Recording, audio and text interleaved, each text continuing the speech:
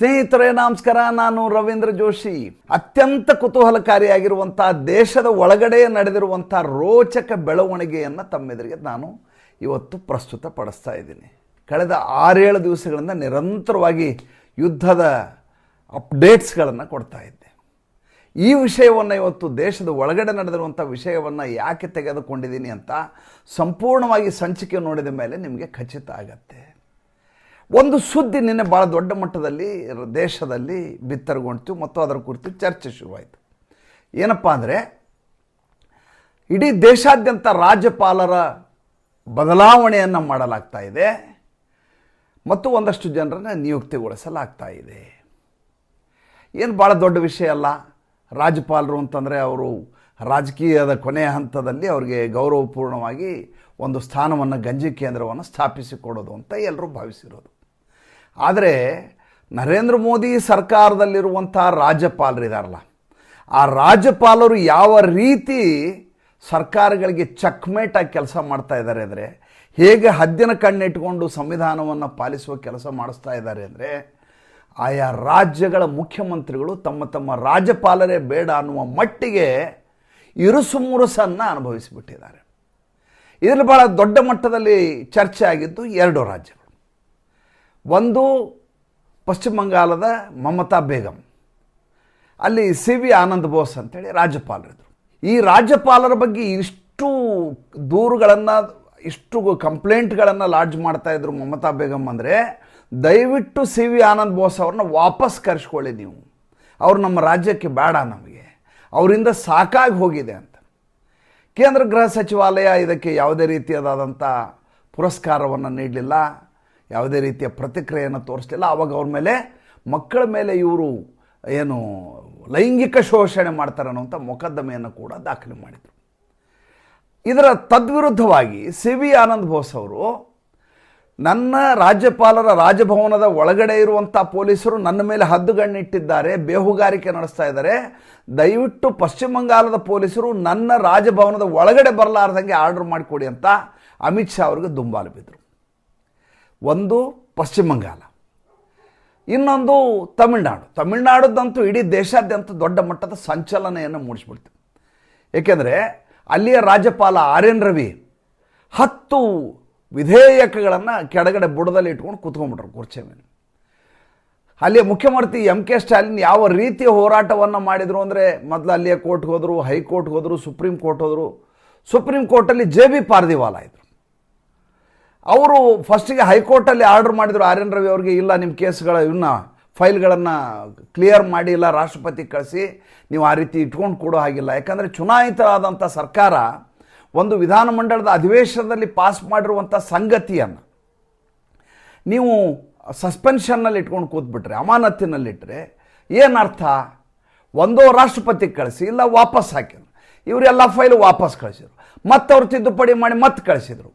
ಕೊನೆಗೆ JB ಪಾರ್ದಿವಾಲಾ ಹತ್ರ ಹೋಯಿತು ಸುಪ್ರೀಂ ಕೋರ್ಟಲ್ಲಿ. ಅವರೊಂದು ಯಾರೂ ನಿರೀಕ್ಷೆ ಮಾಡಲಾರ್ದಂಥ ಅದೊಂದು ತೀರ್ಪನ್ನು ಕೊಟ್ಬಿಟ್ರು. ಇಡೀ ಇತಿಹಾಸದಲ್ಲಿ ಎಂದೂ ಕೂಡ ಇದನ್ನು ತಿದ್ದುಪಡಿನೇ ಮಾಡಲಿಕ್ಕೆ ಆಗಲಾರ್ದಂಥದ್ದು ಒಂದು ತೀರ್ಪು ಕೊಟ್ಬಿಟ್ರು. ಏನಪ್ಪ ಅಂದರೆ, ಯಾವ ಫೈಲನ್ನು ರಾಷ್ಟ್ರಪತಿ ಅಥವಾ ರಾಜ್ಯಪಾಲರು ಇಟ್ಕೊಂಡು ಕೂತ್ಕೋತಾರೋ 3 ತಿಂಗಳ ಒಳಗಡೆ ಅದು ವಿಲೇವಾರಿ ಆಗದೆ ಹೋದರೆ ಆ ಬಿಲ್ಲನ್ನು ಕಾನೂನು ಅಂತ, ಆ್ಯಕ್ಟ್ ಅಂತ ಪರಿಗಣಿಸಬಹುದು ಅಂತ.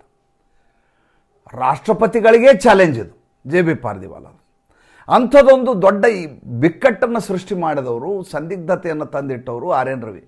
ಈ ಯೂಶ್ವಲಿ ಏನಾಗುತ್ತೆ, ಈಗ ಸಂಸತ್ ಅಧಿವೇಶನ ನಡೆಯುತ್ತೆ, ರಾಷ್ಟ್ರಪತಿಗಳು ಭಾಷಣ ಮಾಡ್ತಾರೆ, ಸರ್ಕಾರ ಅವ್ರಿಗೆ ಭಾಷಣವನ್ನು ಬರೆದು ಕೊಡುತ್ತೆ.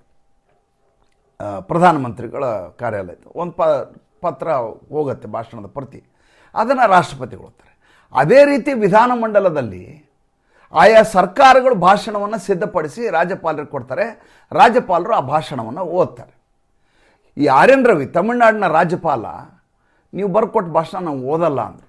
ಯಾಕೆ ಅಂದರೆ, ಎಲ್ಲ ಸುಳ್ಳು ಬರೆದಿದ್ದೀರಿ ನೀವು, ಸುಳ್ಳು ಬರೆದದ್ದನ್ನು ನಾನು ಪ್ರಮಾಣೀಕರಿಸೋದು ಹೇಗೆ, ನಾನು ಓದಲ್ಲ. ಆ ರೀತಿಯ ಸಂದಿಗ್ಧತೆಯನ್ನು ತಂದು ಕೊಟ್ಟಂಥ RN ರವಿ ಮಜಾ ನೋಡಿ ಅವರನ್ನು ತಮಿಳುನಾಡಿನಿಂದ ಪಶ್ಚಿಮ ಬಂಗಾಳಕ್ಕೆ ಹಾಕಲಾಗಿದೆ. ಈ RN ರವಿ ಬಗ್ಗೆ ಒಂದಷ್ಟು ವಿಷಯಗಳನ್ನು ಇವತ್ತು ನಾನು ನಿಮಗೆ ಹೇಳಬೇಕು. RN ರವಿ ಅಂದರೆ ಯಾರು ಇವರು? ಇವರು ಬಿಹಾರದ ಪಟ್ನಾದ ಯೂನಿವರ್ಸಿಟಿನಲ್ಲಿ MSc ಫಿಸಿಕ್ಸ್ ಮಾಡಿದ ವ್ಯಕ್ತಿ, ಜೊತೆಗೆ ಪತ್ರಿಕೋದ್ಯಮದಲ್ಲಿದ್ದಂಥ ವ್ಯಕ್ತಿ. ಅದಾದಮೇಲೆ 1976ರಲ್ಲಿ IPS ಮಾಡ್ತಾರೆ. IPS ಮಾಡಿ ಕೇರಳ ಕೇಡರ್ ಆಫೀಸರ್ ಆಗ್ತಾರೆ. ಆಫೀಸರ್ ಆಗಿ ಮುಂದೆ ಅವರು ಜಾಯಿಂಟ್ ಇಂಟೆಲಿಜೆನ್ಸ್ ಕಮಿಟಿಯ ಚೇರ್ಮನ್ನನ್ನು ಮಾಡಲಾಯಿತು. ಅದಾದ ಮೇಲೆ NSAಯ ಡೆಪ್ಯೂಟಿ NSA ಆದರು. ಈಗೇನು ಅಜಿತ್ ಡೋವಲ್ ಇದ್ದಾರಲ್ಲ, ಅದು ಡೆಪ್ಯೂಟಿ ಪೋಸ್ಟ್ ಅಂತ ಅಲ್ಲಿದ್ದರು. ಕಾಶ್ಮೀರದ ಸಮಸ್ಯೆಯನ್ನು ನೋಡ್ಕೊಂಡು ಬಂದವರು, ಅದನ್ನು ಬಗೆಹರಿಸ್ಲಿಕ್ಕೆ ಕೆಲಸ ಮಾಡಿದವರು. ಜೊತೆಗೆ ನಾರ್ತ್ ಈಸ್ಟ್ನಲ್ಲಿ ಯಾವ ಈ ನಕ್ಸಲ್ ವಾದಿಗಳಿದಾರಲ್ಲ ಅದನ್ನು ಮಟ್ಟ ಹಾಕ್ಲಿಕ್ಕೆ ಕೆಲಸ ಮಾಡಿದ ಮನುಷ್ಯ. ಹೀಗೆ ಮಾಡ್ತಾ ಮಾಡ್ತಾ ಮುಂದೆ ಅವರು ಯಾವಾಗ 2018ರಲ್ಲಿ NSAಗೆ ಇವರು ಡೆಪ್ಯೂಟಿ ಆಗ್ತಾರೋ ಅದಾದಮೇಲೆ ಮುಂದೆ ಇವ್ರನ್ನ ರಾಜ್ಯಪಾಲರನ್ನಾಗಿ ಮಾಡಲಾಗತ್ತೆ. ರಾಜ್ಯಪಾಲರಾಗಿ ಮಾಡಿದಾಗ ಇವ್ರು ಮಾಡಿರುವಂಥ ಕೆಲಸ ತಮಿಳುನಾಡಲ್ಲಿ ಏನು ಅಂತ ನಿಮ್ಗೆ ಹೇಳಿದ್ದೀನಿ. ಈಗ ಅವ್ರನ್ನ ತೊಗೊಂಡೋಗಿ ಪಶ್ಚಿಮ ಬಂಗಾಳದಲ್ಲಿ ಹಾಕಿದ್ದಾರೆ. ಒಬ್ಬ IPS ಆಫೀಸರು, ಒಬ್ಬ ಪತ್ರಕರ್ತನಾಗಿದ್ದಂಥ ವ್ಯಕ್ತಿ, ಸ್ವತಃ ಉಗ್ರಗಾಮಿಗಳನ್ನ ಮಟ್ಟ ಹಾಕಿದ ವ್ಯಕ್ತಿ, ರಾಜಕೀಯವಾಗಿ ಚೆನ್ನಾಗಿ ಮಾಗಿ ಎಲ್ಲ ಇವರ ಆಟಗಳನ್ನು ತನ್ನ ಇಡೀ ಜೀವನದಲ್ಲಿ ನೋಡಿದಂಥ ವ್ಯಕ್ತಿ ಬಂದು ಈಗ ಪಶ್ಚಿಮ ಬಂಗಾಳದಲ್ಲಿ ಕೂತಿದ್ದಾರೆ. ಪಶ್ಚಿಮ ಬಂಗಾಳದ ಮುಖ್ಯಮಂತ್ರಿ ಮಮತಾ ಬೇಗಂ ಅವರು ನಿನ್ನೆ ಉಪವಾಸ ಸತ್ಯಾಗ್ರಹವನ್ನು ಶುರು ಮಾಡಿದ್ದಾರೆ. ಧರಣಿ ಸತ್ಯಾಗ್ರಹ. ಏನು ಸತ್ಯಾಗ್ರಹ ಇಲ್ಲ, NSA ಏನು ಇದನ್ನು ಮಾಡ್ತಾ ಇದ್ದಾರೆ, ಸ್ಪೆಷಲ್ ಇಂಟೆನ್ಸಿವ್ ರೀಜನ್ SIR ಏನು ಮಾಡ್ತಾ ಇದ್ದಾರೋ, ಈ SIR ಮಾಡ್ತಾ ಇರೋದು ಇದೊಂದು ದೊಡ್ಡದಾದಂಥ ಕಾನ್ಸ್ಪಿರಸಿ. ಇದಕ್ಕೆ ನಮ್ಮ ಒಮ್ಮತವಿಲ್ಲ. ಭಾಳಷ್ಟು ಜನರನ್ನು ಸತ್ತಿದ್ದಾರೆ ಅಂತ ಇವರು ಡಿಕ್ಲೇರ್ ಮಾಡಿದ್ದಾರೆ. ಸತ್ತವರನ್ನು ನಾನು ವಾಪಸ್ ಕರ್ಕೊಂಬಂದು ತೋರಿಸಲಿಕ್ಕೆ ಸಿದ್ಧ ಇದ್ದೇನೆ ಅಂತ ಈಕೆಯ ವಾದ. ಮೊದಲೇದಾಗಿ ಈಗ ನಡೀತಾ ಇರುವಂಥ SIR ಏನಿದೆ ಅದರ ಜವಾಬ್ದಾರಿ ಈಗ ಚುನಾವಣಾ ಆಯೋಗಕ್ಕಿಲ್ಲ. ಚುನಾವಣಾ ಆಯೋಗ ಅದರ ಅಧಿಕೃತವಾದಂಥ ವ್ಯವಸ್ಥೆ ಆದರೂ ಕೂಡ ಅದರ ಜವಾಬ್ದಾರಿಯನ್ನು ಸುಪ್ರೀಂ ಕೋರ್ಟ್ನ chief justice of India Suryakant ಅವರು ಏನು ಮಾಡಿದ್ದಾರೆ, ಚೀಫ್ ಜಸ್ಟಿಸ್ ಆಫ್ ಕಲ್ಕಟಾ ಅವ್ರಿಗೆ ಅದರ ಜವಾಬ್ದಾರಿಯನ್ನು ವಹಿಸಿದ್ದಾರೆ. ಅವರು ನ್ಯಾಯಿಕ ಅಧಿಕಾರಿಗಳನ್ನು ಅಂದರೆ ಡಿಸ್ಟ್ರಿಕ್ಟ್ ಮ್ಯಾಜಿಸ್ಟ್ರೇಟು ಆ ಗ್ರೇಡಿನ ನ್ಯಾಯಿಕ ಅಧಿಕಾರಿಗಳನ್ನು 800 ಜನರನ್ನು ಅದಕ್ಕೆ ಪ್ರಭಾರಿಗಳನ್ನಾಗಿ ಮಾಡಿದ್ದಾರೆ. ಜವಾಬ್ದಾರಿಯನ್ನು ಕೊಟ್ಟಿದ್ದಾರೆ ಅವರಿಗೆ. ಅವರು ಆ ಕಡೆ ಜಾರ್ಖಂಡಿಂದ ಬಂದಿದ್ದಾರೆ, ಈ ಕಡೆ ಒಡಿಸ್ಸಾದಿಂದ ಬಂದಿದ್ದಾರೆ, ಕಲ್ಕತ್ತಾ ಜನ ಸಾಲಲ್ಲ ಅಂತ ಅವ್ರನ್ನೆಲ್ಲ ಸೇರಿಸಿ ಈ ಹೊಸ ಏನು ಶುದ್ಧಪಡಿಸಿದಂಥ ಮತದಾರರ ಪಟ್ಟಿಯ ಜವಾಬ್ದಾರಿಯನ್ನು ವಹಿಸಿದ್ದಾರೆ. ಅಂದರೆ ಅವರು ಸಹಿ ಹಾಕಲಾರದೆ ಯಾವುದೇ ಮತದಾರರ ಪಟ್ಟಿಯಿಂದ ಹೆಸರನ್ನು ಕಿತ್ತು ಹಾಕೋಕ್ಕಾಗಲ್ಲ, ಸೇರ್ಸೋಕ್ಕೂ ಆಗಲ್ಲ. ಆ ರೀತಿಯದಾದಂಥ ಅತ್ಯಂತ ಪಾರದರ್ಶಕವಾದ ಪಟ್ಟಿ ಸಿದ್ಧ ಆಗ್ತಾ ಇದೆ. 2 ಡೆವಲಪ್ಮೆಂಟ್ ಆಗಿದೆ. ಒಂದು, ಯಾವ ಚುನಾವಣೆಯನ್ನು ಮುಂದೂಡಬೇಕು ಅಂತ ಮಮತಾ ಬೇಗಂ ಪ್ರಯತ್ನ ಮಾಡಿದ್ರು, ಅದು ಮುಂದೂಡಲಿಕ್ಕೆ ಇನ್ನು ಮುಂದೆ ಸಾಧ್ಯ ಇಲ್ಲ. ಯಾಕೆ ಅಂತಂದರೆ ಈಗಾಗಲೇ ಮೊದಲ ಕರಡು ಪ್ರತಿ ಈಗಾಗಲೇ ಬಂದಾಗೋಯಿತು. ಈಗೇನಿದ್ರು ಸಪ್ಲಿಮೆಂಟ್ರಿ ಬರಬೇಕು. ಕರಡು ಪ್ರತಿ ಬಂದದ್ರಲ್ಲಿ 64 ಲಕ್ಷ ಹೆಸರುಗಳನ್ನು ಕೈ ಬಿಡಲಾಗಿದೆ. ಅಂದರೆ ಸರಿಯಾದ ದಾಖಲಾತಿ ಇರಲಾರದ, ಆಮೇಲೆ ಅಲ್ಲಿಂದ ವಲಸೆ ಹೋದ, ಸತ್ತು ಹೋದ ಎಲ್ಲ ಹೆಸರುಗಳನ್ನ ಕಿತ್ತಾಕಲಾಗಿದೆ.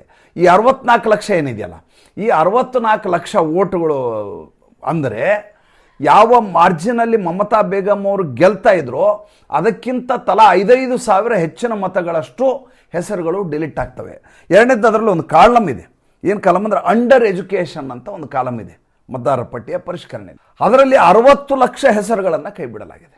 ಅಲ್ಲಿಗೆ ಎಷ್ಟಾಯಿತು? 1.25 ಲಕ್ಷ. ಅಂದರೆ 1.25 ಈಗ ಮತದಾರರ ಪಟ್ಟಿಯಿಂದ ಹೊರಗಡೆ ಹೋಗ್ತಾರೆ. ಹೀಗೆ ಹೋಗಿಬಿಟ್ರೆ ತನ್ನ ರಾಜಕೀಯ ಭವಿಷ್ಯ ಇರೋದಿಲ್ಲ ಅನ್ನೋದು 100ಕ್ಕೆ 100ರಷ್ಟು ದಿಟ್ಟ ಆಗಿಬಿಟ್ಟಿದೆ ಮಮತಾ ಬೇಗಂಗೆ. ಹಾಗಾದರೆ ಏನು ಮಾಡಬೇಕೀಗ? ಈಗ ಮೊದಲೇದಾಗಿ ಕೋರ್ಟಿಗೆ ಮೊರೆ ಹೋಗ್ಲಿಕ್ಕೆ ಆಗೋದಿಲ್ಲ. ಏಕೆಂದರೆ ಈಕೆ ನಿಯುಕ್ತಿ ಮಾಡಿದಂಥ ವಕೀಲರೆಲ್ಲ ಆರ್ಗ್ಯುಮೆಂಟ್ ಮಾಡಿ ಹೋಯಿತು, ಆರ್ಗ್ಯುಮೆಂಟ್ ವರ್ಕ್ ಆಗಲಿಲ್ಲ.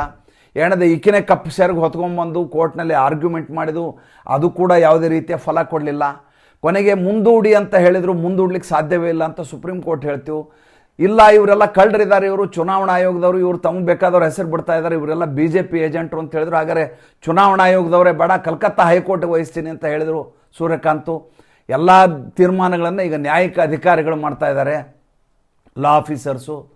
ಈಗೇನು ಮಾಡಬೇಕು?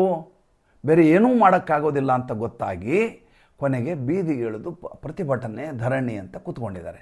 ಈಗ ಧರಣಿಯಾಗಿ ಕೂತಿದ್ದಾರೆ. ಕೂತ ತಕ್ಷಣ RN ರವಿ ಬಂದು ಅಲ್ಲಿ ಅಟಕಾಯಿಸಿದ್ದಾರೆ. ಮಜಾ ಏನು ಅಂತಂದರೆ ಭಾಳ ಮುಖ್ಯವಾದಂಥ ಬೆಳವಣಿಗೆ. ನಾನು ಈಗಾಗಲೇ ಕಳೆದ ವಾರ ನಿಮಗೆ ಮಾಸ್ಟರ್ ಸ್ಟ್ರೋಕ್ ಅಂತ ಹೇಳಿದೆ. ನಾನು ಯಾವತ್ತೂ ಮಾಸ್ಟರ್ ಸ್ಟ್ರೋಕು, ಆಮೇಲೆ ಈ ರೀತಿ ಬ್ರೇಕಿಂಗ್ ನ್ಯೂಸು, ಫ್ಲ್ಯಾಶ್ ನ್ಯೂಸು, ಆಘಾತಕಾರಿ ಬೆಳವಣಿಗೆ ಇಂಥ ಯಾವ ಶಬ್ದಗಳನ್ನ ಬಳಸೋದಿಲ್ಲ. ಯಾಕೆಂತಂದರೆ ಯಾವುದೇ ವಿಷಯಕ್ಕೆ ಅದರದೇ ಆದಂಥ ತೀವ್ರತೆ ಇರುತ್ತೆ. ಅದನ್ನು ನಾವು ಇನ್ನಷ್ಟು ಉದ್ರೇಕಕಾರಿ ಮಾಡಬೇಕಾದ ಅಗತ್ಯ ಇರೋದಿಲ್ಲ. ಆದರೆ ಒಂದು ವಿಷಯ ಹೇಳಿದ್ದೆ ಏನಂದರೆ, ಒಂದು ಕಡೆಯಿಂದ ಬಿಹಾರು, ಇನ್ನೊಂದು ಕಡೆಯಿಂದ ಪಶ್ಚಿಮ ಬಂಗಾಳು, ಎಲ್ಲೆಲ್ಲಿ ಮುಸಲ್ಮಾನರ ಬಾಹುಳ್ಯ ಇರುವಂಥ ಪ್ರದೇಶ ಇದೆಯೋ ಅದನ್ನು ಸೇರಿಸಿ ಹೇಗೆ ಲದ್ದಾಖನ್ನು ಕೇಂದ್ರಾಡಳಿತ ಪ್ರದೇಶ ಮಾಡಿದಾರೋ ಆ ರೀತಿ ಕೇಂದ್ರಾಡಳಿತ ಪ್ರದೇಶ ಮಾಡುವ ಇಂಗಿತವನ್ನು ಕೇಂದ್ರ ಗೃಹ ಸಚಿವಾಲಯ ಮಾಡ್ತಾ ಇದೆ ಅಂತ ಸುದ್ದಿಗಳು ಬರ್ತವೆ. ಪಪ್ಪು ಯಾದವ್ ಇದನ್ನ ಹಂಚಿಕೊಂಡಿದ್ದಾರೆ ಇವತ್ತು ಟ್ವಿಟರ್ನಲ್ಲಿ. ಯಾವ ಹೆಸರು ಹೇಳಿದ್ದಾರೆ ಅವರು ಅದರಲ್ಲಿ? ಬಿಹಾರದ ಸೀಮಾಂಚಲ ಪ್ರದೇಶ, ಜೊತೆಗೆ ಮಾಲ್ಡಾ, ಜೊತೆಗೆ ಮುರ್ಷಿದಾಬಾದು, ರಾಯ್ಗಂಜು, ಉತ್ತರ ದಿನಾಜ್ಪುರ, ಅಂದರೆ ಒಂದಷ್ಟು ಬಿಹಾರದ ಪಾರ್ಟು, ಕೆಲವೊಂದಿಷ್ಟು ಪಶ್ಚಿಮ ಬಂಗಾಳದ ಪಾರ್ಟಿ. ಇವೆಲ್ಲವೂ ಮುಸಲ್ಮಾನ ಬಾಹುಳ್ಯ ಇರುವಂಥ ಪ್ರದೇಶಗಳು. ಈ ಪ್ರದೇಶನ ಆಯಾ ರಾಜ್ಯದಿಂದ ಕತ್ತರಿಸಿ ಆ ಜಾಗದಲ್ಲಿ ಒಂದು ಕೇಂದ್ರಾಡಳಿತ ಪ್ರದೇಶ ಮಾಡಿಬಿಡೋದು. ಹಾಗೆ ಮಾಡುವ ಇಂಗಿತ ಇದೆ. ಅದಕ್ಕೆ ಇಬ್ಬರು ರಾಜ್ಯಪಾಲರನ್ನ ಗಟ್ಟಿಯಾಗಿರೋರನ್ನ ಕೂಡಿಸಿದ್ದಾರೆ. ಒಂದು ನಾ ಹೇಳಿದೆ, ಪಶ್ಚಿಮ ಬಂಗಾಳದಲ್ಲಿ RN ರವಿ, ಯಾರು ತಮಿಳುನಾಡಿನಲ್ಲಿ ಸರಿಯಾಗಿ MK ಸ್ಟಾಲಿನ್ ಅವರ ಪ್ಯಾಂಟಿನಲ್ಲಿ ಇರುವೆ ಬಿಟ್ಟು ಆತ ಕೂಡ್ಲಿಕ್ಕೂ ಆಗಲಾರ್ದೆ ನಿಲ್ಲಕ್ಕೂ ಆಗಲಾರ್ದ ಹಾಗೆ ಮಾಡಿ ಚಡಪಡಿಸುವ ಹಾಗೆ ಮಾಡಿದ್ರು, ಅವ್ರು ಬಂದು ಪಶ್ಚಿಮ ಬಂಗಾಳಕ್ಕೆ ಕೂತಿದ್ದಾರೆ. ಇನ್ನು ಬಿಹಾರದಲ್ಲಿ ಸೈಯದ್ ಅತಾ ಹುಸೈನ್ ಅಂತ ಒಬ್ಬ ನಿವೃತ್ತ ಸೇನಾಧಿಕಾರಿನ ರಾಜ್ಯಪಾಲರನ್ನಾಗಿ ಮಾಡಿದ್ದಾರೆ.